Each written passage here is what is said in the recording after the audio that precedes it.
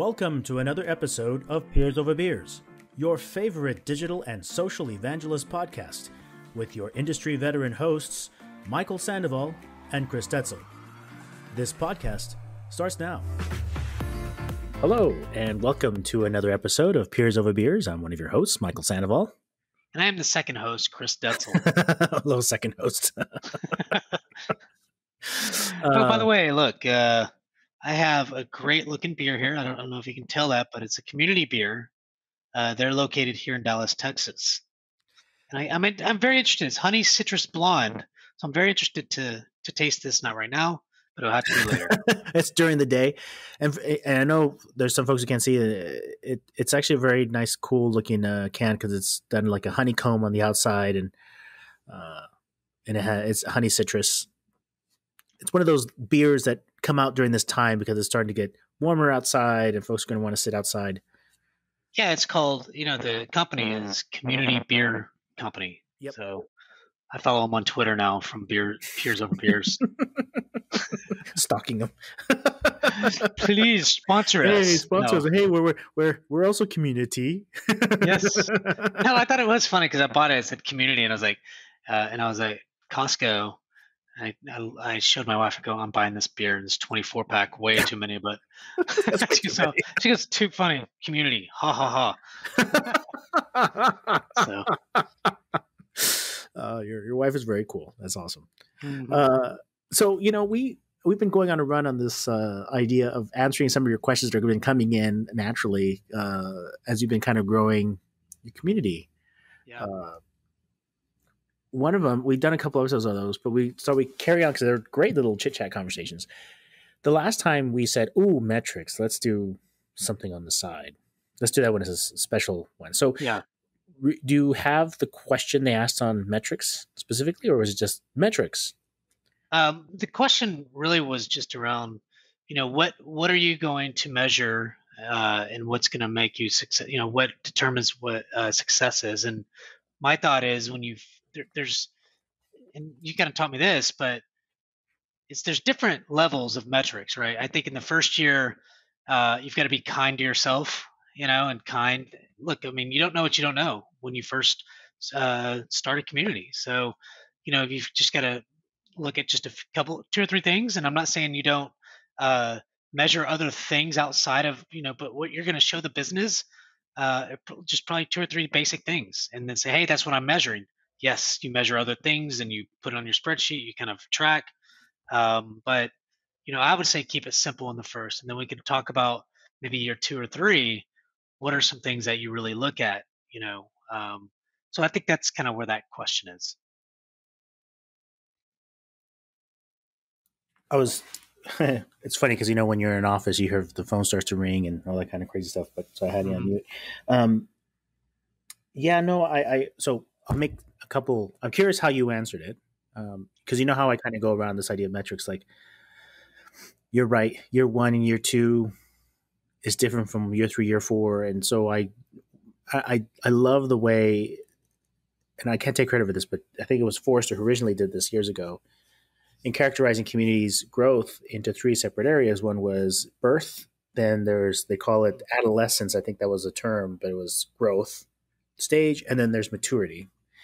And each of those stages, I think,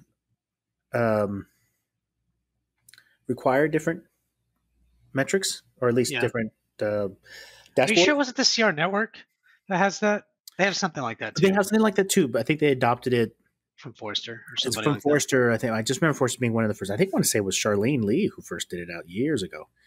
They just don't do anything on communities anymore. No, they've kind of moved on. Probably because I think the main folks, Charlene Lee and Jeremiah Oyoung, who were the ones driving it from Forrester, kind of do their own stuff. And of course, they have their own altimeter group.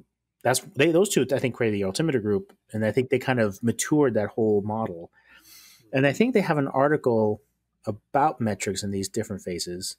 But I think when we first started, one of the first thing is in my head is around number of people signing up, right? Just to see that total. Yeah, registrations. Yep. And then we also looked at especially for like B2B, we wanted to know how many employees versus new members, right? Because we would get an influx of employees, but it became an employee party, right? Yeah, that could happen.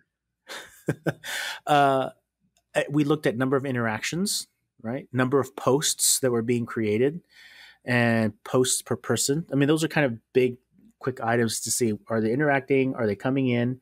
We looked at number of people who completed their profile. We were trying to figure out if they've done something. And the other thing we started to look at was, okay, they signed up. When was the last time they were active and trying to re-engage activity? And part of that is because I know we would go through these phases of signing people up, and then they would do that effort, and then they would never come back. Yeah. And in this growth stage, you wanted people to just like keep coming back, keep coming back, keep coming back. And that allowed us to have that campaign to go do it. Yep. Your thoughts? How did you? I mean, that's the first. Yeah. So, so there's two different ways that I'm doing this. Or when I was at Imperva, I did a little bit different than what I'm going to do here at Reltio.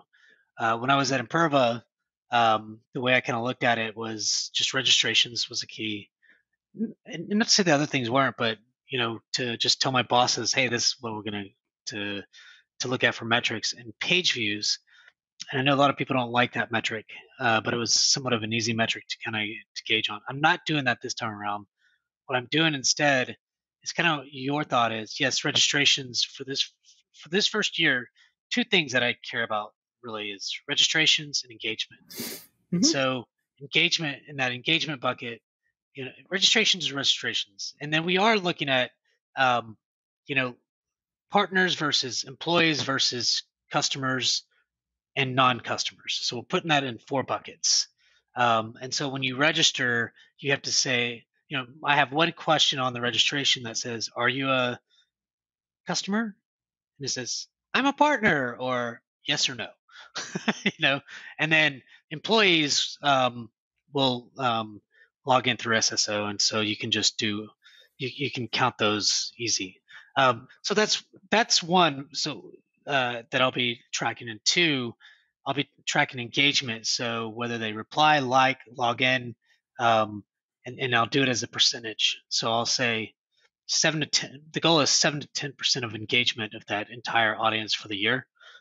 So really driving the engagement, because I think at the end of the day, the single most important thing that you can do is engage your audience, and I think that's going to be something that I want to focus in on, and things like that. So that's what I'll be doing this year. I think those are fair. As you were talking, I was kind of organizing thoughts, and like in growth, I put 3 things down. One was membership growth. Mm-hmm. I put the words keeping people, and then 3 were posts, which what you think you're doing is this idea of interaction, right?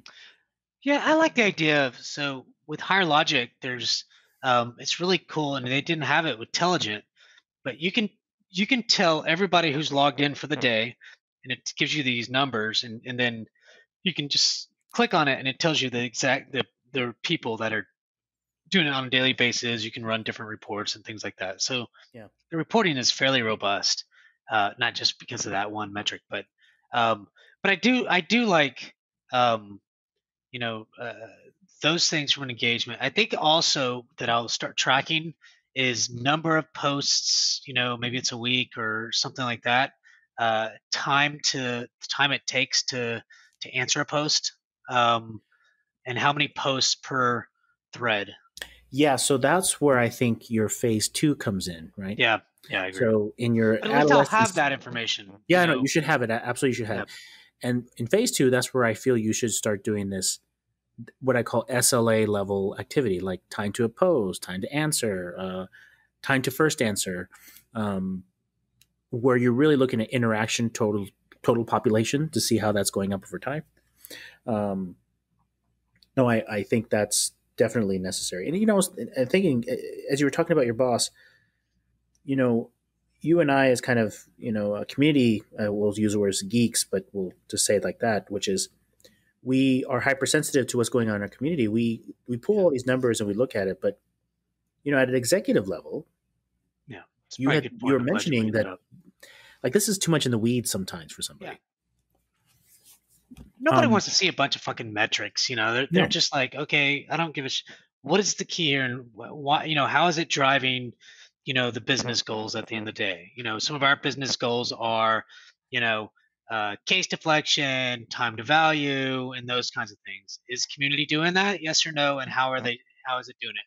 So, there has to be some, I guess, latitude of look, we're just building this thing. We're not going to just directly affect the numbers today, but we that's what we're trying to get to, and that talks we can talk about marketing and that kind of stuff of getting people in and doing using the community and that kind of stuff. So but I think germane to the conversation, not to get totally off of it, but no. I think maybe as part of the metrics conversation, there are, I think what to measure is very kind of well documented, if that makes sense. We just mentioned some of those places where we can go, and you and I have our philosophies and thoughts, but I think showing value to the business of what these things can do, that's a really valuable metric. And it does depend from case to case. It does depend from company to company. Sometimes it is revenue. Sometimes it's about how quickly can I get a customer from in the community to purchase a product. Yep. For you, Kind of an this is e-commerce a type thing. support loyalty play, Yeah. right? And when I say support, meaning driving down cost of support, serving many, that's totally a very palatable number. You had this number of cases, now you have this number of cases, right? Yeah. Overall number of cases are going to go up because you're including the community in there, but that's great. That's actually a good thing that you're serving more with less. Well, that's the goal at the end of the day, with the support community is how do you get people to answer other people's questions? And then, when people Seriously, find it on that's a very Google good and all metric, these right? things. So yeah, it's, it's, it is a good metric, at the end of the year, if I had 1,500 questions and then answers, 1,500 questions and then answers to every one of those questions, that's huge, Yep. so, and I think, by the way, and another engagement metric, and I think is key, is the quality of the answers. So we kind of talked about that the last Oh yeah, two. I agree. So just pushing, that hey, this answered my question, or what is that called? Verifying answer. Verified answer, or something, whatever it's called within the platform. So just teaching your users how to do that kind of stuff. Yep. That's a hard one though, for some reason. Well, because it requires you to come back after your question's been answered. Yeah, exactly. And once your question's answered, you're like, I'm done. Peace. I'm moving on. Yeah. If I do participate in community and I get that ask, and I will actually do it just because I know how annoying that is on my side, but still. Mm-hmm. How much do you participate in communities, by the way? Believe it or not, very recently, because, and I'll tell you a quick story. Maybe we have time. So in the financial sector, it's kind of three different markets. You have the big guys, Chase, they have the money to go build whatever they want. Mm-hmm.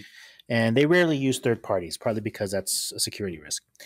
Huh. There's a middle tier of banks who are a hybrid of build internally to maybe use some third party products. But that's a small group of people, small group of companies. Then you have a large swath of financial institutions in which credit unions are part of them, where they don't have the staff or the resource to build an internal development, to go build their own stuff. So they have to rely on third parties, right? And there are a lot of third parties out there. And do you mean third party, like not communities? You're talking about something different. Yep. Building stuff. Like your online banking product. Oh, got it. Got it. So online banking, most of the online banking interfaces are done by a company, like a third-party company. No one really creates their own online banking platform anymore. Just the big guys do. It's too much, too costly. And they're probably finding that too, is that there's been lots of money. These big banks are spending tons of money to keep it up, Yeah, there's all that, right? I tell you this because when you create account, you have to validate this individual, right? Are they really who they are? Are they doing something nefarious? Are they a terrorist? I mean, those kind of the things, right? Before I start giving an account. And so those checks have to be done. So there are two big companies that do this kind of creation and validation. One is called Meridian Link, very big company, and the other one is called Verafin. You've probably heard of it. Yeah, I think Those two companies do not talk to each other. So if I'm validate, I mean, I was talking to somebody and I said, so wait, in all of the people you deal with and talk with, all your company, all your customers, as they create a new account, you're physically removing them from that experience to go to this other site in which they have to add some data, and then that's sent back somehow. I mean, that's just ridiculous. It's a long story because I was on Verafin, and Verafin has a really good community. And I'm posting and asking questions, and the consensus from the community was, if anybody builds this, we'll pay money for that. And this is interesting because if Verafin was listening to their community, and I was asking questions and reading posts, saying, "Hey, has anybody done this?" Clearly, and I was getting a lot of response of like, "Well, this is how we're handling it. This is how we're doing it." Great idea generation, but it wasn't. It was a lot of posts. There was a lot of conversation out there. Yeah. I could almost hashtag it, hashtag Meridian Link if I wanted to. So that was a little story to tell you a couple of things. One is, yes, there are communities out there that I would use personally. Yeah. Two, it looks like you have to log into their community to see it. So. You do. Yeah, you have to log in the community to see it. And it's on the Salesforce community. Of course, I went totally geek on it. Did you like it? The platform, or did okay. you care? It's okay. I mean, a lot of the front end for most of these community platforms are pretty much the same. Yeah. There's just some UI stuff. It's really on the back end that is the value statement. And I don't know what Salesforce... Try to go build a Salesforce community. Yeah, it's exactly correct. And my guess is that for Verafin, their entire CRM system is probably on Salesforce. That's how it is, right? They're giving that stuff away for free. So like, yeah, go get a community. But anyway, I don't see how they are not listening to community, because this is a big thing. Too, yes, it's funny how they have one, and I was using it, and just for someone who's done it in the past, I'm like, oh, I got this. Crack my knuckles, and kind of get in there and start tapping away. Yeah, it make me, so we kind of completely get off track, but it makes me interested. Now I'll probably go look on LinkedIn to see who the community manager is for Verafin. Yeah, actually I was going to do that too. I was going to ask questions going, hey, what are some of your metrics? And metrics you use? Are you the only person that looks at this, or does anybody in the organization care, like product management and those that can help? Now that I made a friend, can you just look at my post and just forward it to somebody who can answer? I tell you what is, and we're completely get off here, but totally. Sorry. From an ideation standpoint, is if you know people within an organization, like for example, I know a lot of people at Higher Logic. And I have an idea, and somebody, like I posted an idea the other day. It was a question on the community. Hey, it was basic, can we have multiple authors on a blog on the community? And today you can't on Higher Logic. And I'm like, isn't this basic? Shouldn't you be able to have multiple, like 2 or 3 different authors, like co-authoring different things? And so I asked that. I was like, hey, and I showed a picture of where it's being done just on our main website. Like our CTO and CEO co-authored a blog. And I'm like, so then I also tagged the chief product manager or product officer, right? You just because at James, I won't say his last name, but then I posted the innocent. I put the idea. They have an ideation. I said, I'm not sure if this ideation thing works, but and then tagged James in it. And then he replied right off, that's a good idea. We'll have a talk about this on Tuesday. So point is if you build relationships with your vendor, like, let's say, Verafin was one of your vendors, Michael, in my opinion, it's really good to get to know a lot of different people within the organization. I know the CEO. I could call the CEO tomorrow, and if he's not busy, which he probably is, he would answer, kind of thing, or at least put some time on his calendar for me if I really wanted it. And so I think that's important to try to really do that. Completely got off, but I think it was a nice little tangent. No, it's actually good. A nice summary of what we've been talking about. So, talking about metrics, we all kind of know that there are three different sections of your timeline on metrics. There's a lot of data out there, a lot of good resources to find out which ones are the best ones to do for your community. But I think the value is finding the right metric to show business value, right? And we talked a little bit about for you, it's more around case deflection, reducing support costs, that kind of stuff. Tying it, I think, is valuable. We got a little conversation around, do I still use communities? Absolutely. I wasn't sure. No, I still do, and leverage them quite a bit. And I just geek out when I'm in them. And then your statement around, it's good to do that. Not only that, but start tagging. You said you tag everybody when you were doing like an ideation element, and by doing that, it allows it to surface. But just getting to know people internally and kind of driving that deep relationship with the third parties that you work with means you can get someone's attention really quickly when you need to. I think totally fair. Absolutely correct. It's important, I think. And the last thing I'll say is, I guess it could be the last thing for next time. We should kind of think about how do you market, your community, right? So, what does that strategy look like, and then what are some of the tactics to drive the marketing piece of a brand new community? I like that idea. In each stage. Do what? It is different. I also think agree. They're different in each stage. But let's just talk about a new community, because I am interested actually in like a 2 or 3, 4-year-old community. Some of the same things are there, but now you have some really good stuff on your community. People are talking, and then what else do we drive? What else do we think about? I kind of like the way you're doing it right now, which was the exclusivity approach. You could totally, which was, hey, we'd love to invite you to something we're working on. You're a great customer. We'd love you to see it. I think that's how you were mentioning you were doing a little bit of that. Yeah, I tried to do some of that, and I haven't had any luck yet. But it's that's a work in progress. But I do want some of that exclusivity in some of the communities as well. But I still like the idea of, before we launch, 2 weeks before, why don't you come in and try it, and do some things. It'd be really cool to have you as a founding member, those kinds of things. So that's a good marketing tactic, right? Mm-hmm. So I agree. But yeah, let's talk about the marketing piece the next time. I like that. Excellent, sir. And with that, thank you for another great episode, sir. Appreciate it very much. And until we get a chance to meet again, I'm one of your hosts, Michael Sandoval. And again, I'm the second host, Chris Detzel. All right, Chris, I'll talk to you later. Later.